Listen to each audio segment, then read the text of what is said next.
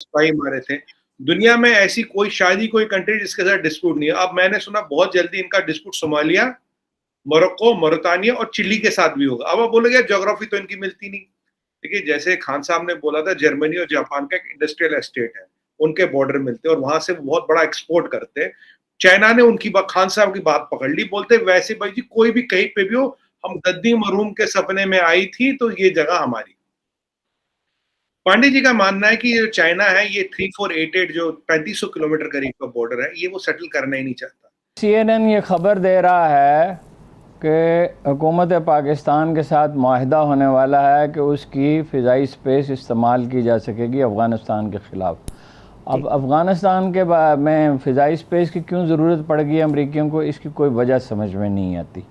क्या वो फिर तालिबान पे हमले करना चाहते हैं? भी हमें जगह जगह पे बात करती हुई दिख रही हैं। इसके बारे में हम बात करेंगे और देखेंगे कि आखिर आगे होने क्या जा रहा है और कहाँ तक ये चीज़ें जो है पाकिस्तान को डैमेज पहुंचा रही हैं। क्योंकि इमरान खान साहब की जिस तरह की स्टेटमेंट्स आ रही हैं उसे सुनकर लोग काफ़ी हद तक ये बात भी कर रहे हैं कि ये चीज़ें जो है, ये बातें जो हैं उनकी, वो मुल्क के खिलाफ भी जा सकती हैं। नमस्कार दोस्तों, आप सभी का एक बार फिर से स्वागत है news first point YouTube channel पे। दोस्तों, आज की वीडियो में हम देखेंगे कि पाकिस्तान मीडिया में किस तरह से बहस चल रही है कि अमेरिका एक बार फिर पाकिस्तान का एयर स्पेस यूज़ कर सकता है अफ़गानिस्तान के ऊपर स्ट्राइक करने के लिए।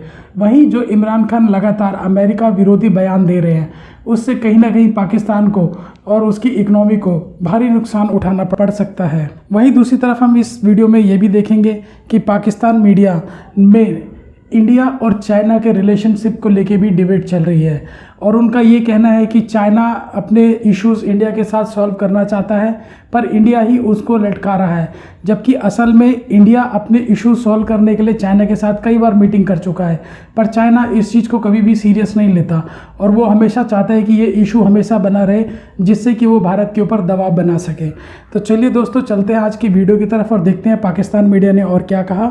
थैंक यू वेरी मच दोस्तों।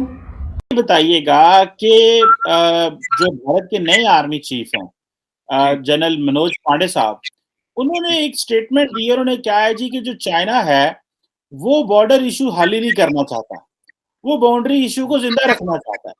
सो इट मींस कि जितनी भी बातें या जितने राउंड्स भी हुए हैं मिलिट्री डिप्लोमेसी में, वो सारे नाकाम हो गए। एक बात। दूसरा, इसमें यह भी पता चलता है कि जो फौज है या इंडियन आर्मी है वो डेस्परेट है फॉर रिजॉल्विंग द इशू, क्योंकि चाइनीज साइड से तो कोई बात आती नहीं है। जो सवाल भी आते हैं, जवाब भी आते हैं, पता भी जो चलता है वहां पे तो आपको पता निजाम ही खैर कम्युनिज्म है और वो निजाम ही और है, मीडिया कंट्रोल है। तो आप क्या समझते हैं ये जो जनरल मनोज पांडे की पहली मैं एक स्टेटमेंट कहूंगा जो ऑलमोस्ट उन्होंने दी है और वो चाइना के ऊपर ही दी है और अपने बॉर्डर इशू पे दी है, इस स्टेटमेंट को कैसे देखा जाएगा कि चाइनीज बात नहीं मानते, सारा कुछ फेल हो गया, डेस्परेशन है, या कि आप समझते हैं कि आप लड़ाई के लिए तैयार हैं? देखिए, चीमा साहब शो पे बुलाने के लिए धन्यवाद। और पहले जो स्टेटमेंट को है हमें एक बड़े बिगर पर्सपेक्टिव में समझना पड़ेगा, क्योंकि एक मिलिट्री जनरल का स्टेटमेंट है और जब chief of army staff statement देते हैं तो काफी चीजें दिखती है, काफी चीजें नहीं दिखती, काफी बताई जाती, काफी छुपाई जाती, काफी डिकोड करनी पड़ती है। अब जो चाइना के साथ बॉर्डर है, तो पहला इसमें एक इंपॉर्टेंट इशू है कि इसमें पाकिस्तान का जिक्र नहीं है, because we don't consider Pakistan as a threat as on date. नहीं तो पाकिस्तान का जिक्र जरूर आता। तो आप निश्चिंत होकर बैठिए, ठंड पाइए, टेंशन न लें, ठीक है। अब रही बात जी चाइना की, चाइना के साथ जो बॉर्डर है LAC पे वो 3488 किलोमीटर का है, 3500 किलोमीटर का। इसको line of actual control LAC, right. अब यहाँ क्या है चीमा साहब, अगर आप चाइना की फितरत देखिए, चाइना की नौयत देखिए, एक ऐसी वाहिद मुल्क है जिसकी बाउंड्री तो मिलती है 9 कंट्रियों के साथ और डिस्प्यूट है 20 कंट्रियों के साथ। जिसके साथ बाउंड्री मिलती भी नहीं उसके साथ भी डिस्प्यूट है। रशिया का वैलेडी वॉस्टॉक पोर्ट कहते जो ऑल वेदर पोर्ट है, कहते ये भी मेरा है। मतलब बैटल ऑफ जिंगबो तो आपको पता ही होगा, इन्होंने रशियन सिपाही मारे थे।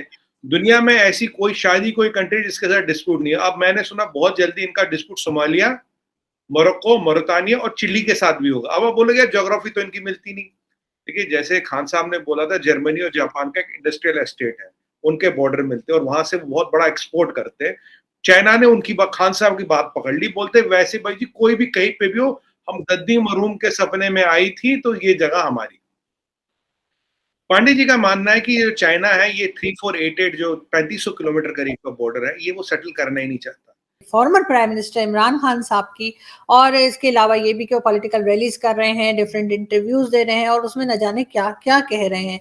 कभी वो कहते हैं ज़ेब्रा को अगर पेंट कर दे तो, यानी सॉरी, गधे को अगर पेंट कर दे तो ज़ेब्रा नहीं बन जाता, और इसी किस्म की कई बातें जो है वो इमरान खान साहब कर रहे हैं। लेकिन पॉलिटिकल रैलीज शुरू हो गई हैं, ना सिर्फ ये कि पीटीआई की बल्कि पीएमएलएन भी उसमें हमें नुमाया नजर आ रही है, और मरियम नवाज शरीफ भी हमें जगह जगह पे बात करती हुई दिख रही हैं। इसके बारे में हम बात करेंगे और देखेंगे कि आखिर आगे होने क्या जा रहा है और कहां तक ये चीजें जो है पाकिस्तान को डैमेज पहुंचा रही हैं। क्योंकि इमरान खान साहब की जिस तरह की स्टेटमेंट्स आ रही हैं उसे सुनकर लोग काफी हद तक ये बात भी कर रहे हैं कि ये चीजें जो है, ये बातें जो है उनकी, वो मुल्क के खिलाफ भी जा सकती हैं। साथ साथ हम आपको डिफरेंट चैनल्स पे भी देखते रहते हैं। कामरान, तो आप एज अ पाकिस्तानी आप क्या समझ रहे हैं कि यहाँ पे जो कुछ चल रहा है, जैसे कि पॉलिटिकल, खासतौर पे मैं कहूंगी पॉलिटिकल ग्राउंड पे जो कुछ चल रहा है, आपको लगता है कि जो पाकिस्तानी मुल्क से बाहर रहते हैं उनको उससे कोई फर्क पड़ रहा है? उनको लोग किस तरह से पाकिस्तान को देख रहे हैं? देखिए, जाहिर है पाकिस्तान के अंदर इस वक्त बहुत ज़्यादा फ्लूइडिटी है, फ्लक्स है।